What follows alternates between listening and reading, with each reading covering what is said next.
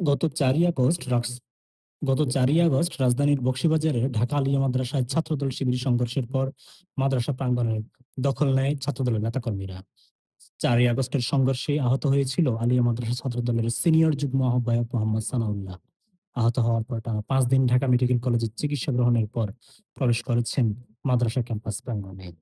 প্রত্যক্ষদর্শীরা জানান, ঢাকা মেডিকেল হাসপাতাল থেকে হুইলচেয়ারে করে তিনি মাদ্রাসা প্রাঙ্গণে আসেন। এর আগে আলিয়া মাদ্রাসায় ৪ই আগস্ট পাল্টাপাল্টি ধাওয়া ও সংঘর্ষের পর শিবিরকে হটিয়ে হলের নিয়ন্ত্রণ নেয় ছাত্রদল। এরপর থেকে বেশ কয়েকবার হলে প্রবেশের চেষ্টা করেছেন শিবিরের নেতাকর্মীরা। পুলিশের বাধা ও মাদ্রাসা প্রশাসনের সহায়তা না পাওয়ায় তারা হলে উঠতে পারেননি বলে অভিযোগ সংগঠনটির নেতাকর্মীদের।